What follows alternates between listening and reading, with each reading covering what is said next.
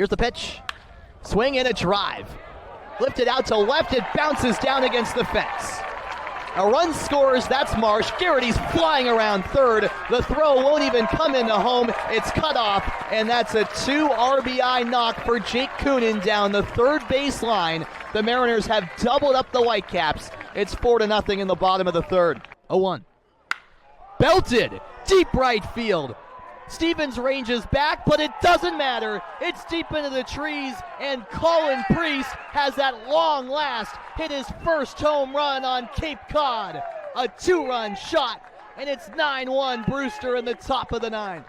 Magpox going, the pitch is hammered out to left center field. Ryan Garrity on the run. He looks up towards the fence, it bounces down. Adam Magpox scores, and the Brewster Whitecaps score the first run of this ball game. An RBI double from Dalton Wentz makes it 1-0 Caps in the top of the third with 2 outs. 1-2 pitch, a fastball drilled out to right field. It's heading back towards the fence, and that one is out of here. Carson Tinney with his second home run of the season and his first since Game 2 provides that spark that Brewster has been looking for. It might be a solo shot, but it's at least something for the Whitecaps. It's now 8-3 Orleans here in the 8th inning. Here's the pitch. Swing and a miss. And win number 20 is the clincher. After missing out last season with 3 games to go in this regular season, the Brewster Whitecaps have punched their ticket to the 2025 postseason. We welcome you back to White House Field. The tensions are high. The stakes are as well. Harwich has loaded up the bases with 1 out here in the bottom of the 4th inning. The Mariners trailed the Whitecaps 1-0, but that could change very shortly, depending on how Kyle Kipp does on the mound. He's making his first appearance of the postseason. Brewster has been saving him for the most important moment of the series, and right now this is that most important moment. Spencer Sid went 3 1/3 innings, allowing 4 hits.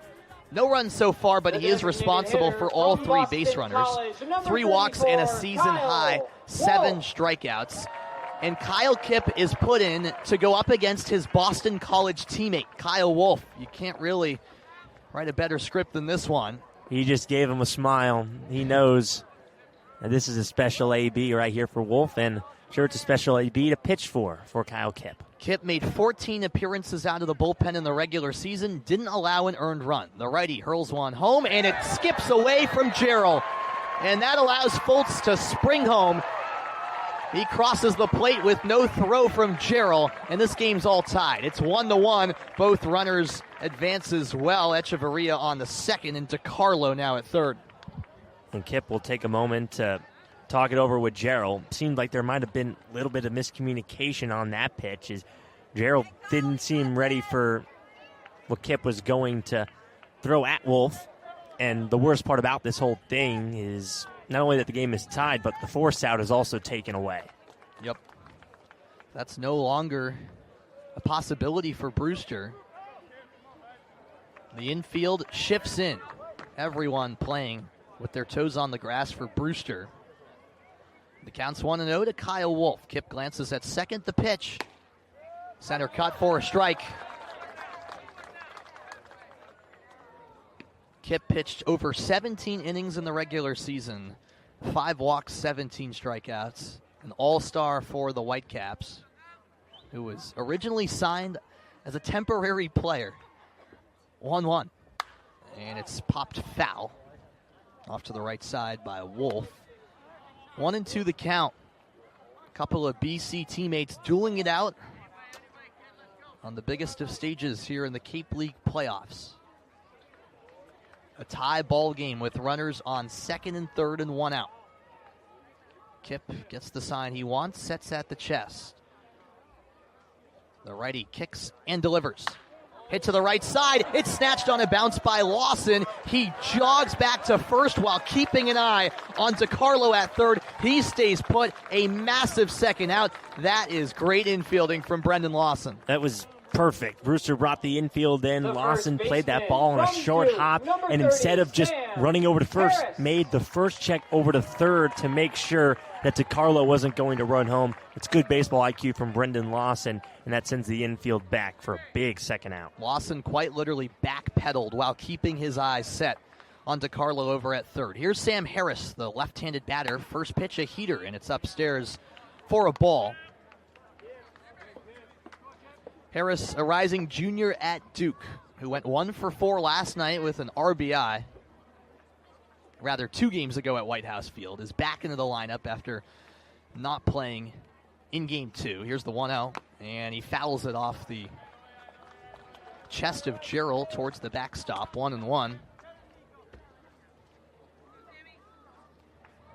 Kip trying to limit the damage in an inning in which Harwich has scored a run to level the score here at White House Field.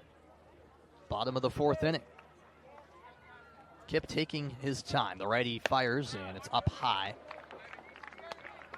2-1 to Harris, the number 9 hitter in the Harwich lineup tonight.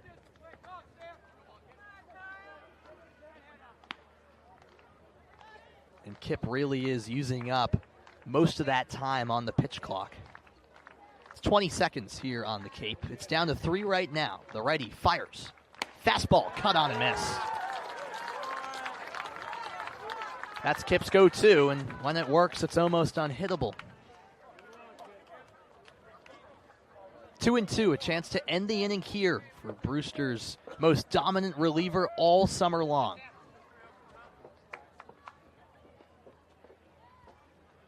The righty fires, down by the feet, and Gerald couldn't handle it. Bounces off his chest after the bounce, and Harwich scores a run. DeCarlo in from third, and the Mariners have taken their first lead here in Game 3. Echeverria also on to third base for Harwich.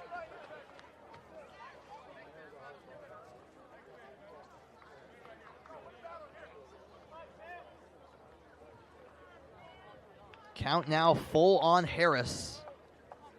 And so a couple of wild pitches have given Harwich its first 2 runs here in the 4th inning. Big payoff pitch coming up to Harris in a righty on lefty matchup. Here it is. Up and in. Kip walks Sam Harris, and the inning is not over yet. Runners now on the corners for Harwich, and we go back to the top of the order with Nico Brini. It's not the batter you want to walk, and it's not the batter you want to face, having to go back to the top of the order with Brini, who already has 2 hits today. A couple of singles for Nico Brini. The most recent one came an inning ago, and both times it's been to lead off the inning. The left-handed batter out of Wofford digs in for Harwich. He's played the most games for the Mariners this summer. Up to 35 now. Kip's first pitch to him is a strike. Up in the zone, low 90s.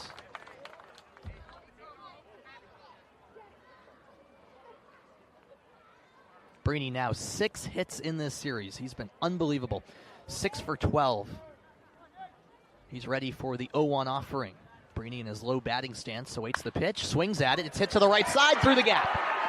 Coates can't get there. It's scooped up and right by Delamelier, and Echeverria scores from third. Nico Brini is 3 for 3 tonight, and the Mariners extend the lead. It's a 3-1 ball game in the 4th inning. Nico Brini has hit the ball pretty much in the same place 3 times. He rolls over on these pitches, and somehow the Brewster infield is not shifting over. I'm not a coach, but with a lefty batter up, it feels like they should be favoring that right side of the infield when Brini is up to bat. He plugged the gap, all 3 hits to that right side. And here's Jake Coonan, a right-handed batter out of Princeton. First pitch his way. He goes chasing to no avail. 0-1. Kip trying to finally close out the inning here. Harwich has flipped this game on its head. It's now a 3-1 Mariners lead. And all of those runs charged to Sid. Fastball from Kip. And that's a strike called on the outer third. He's ahead 0-2 on Jake Coonan, the 8th batter of the inning for the Mariners. Brainy on first, Harris on second with 2 outs. Kip sets by the chest. The righty kicks and fires. Fastball popped high in the air and veering foul. It's out of play behind us off to the right side. Well, no matter how soon this inning ends, the Whitecaps at some point will need their offense to pick it up after they took the lead last inning. That has vanished. Kip glances at second, the 0-2 again. And clipped foul. Dribbler to the left side of the backstop with Ryan Garrity on deck for Harwich.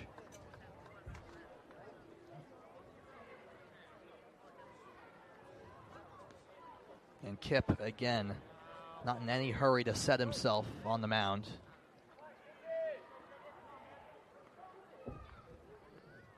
Kunin's ready. Kip delivers. Outside.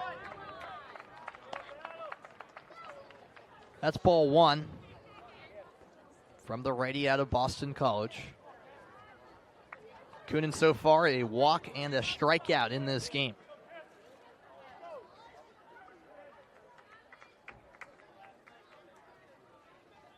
Kip stares in. The pitch. Swing and a miss. He needed that. A strikeout to end the inning. We've played 4 here at White House Field. The Mariners do score 3 runs here in the 4th frame. They've taken a 3-1 lead over the Whitecaps. The 5th is next. You're listening to the Cape League Playoffs presented by Reader's Hardware Supply on the Brewster Whitecaps Baseball Network.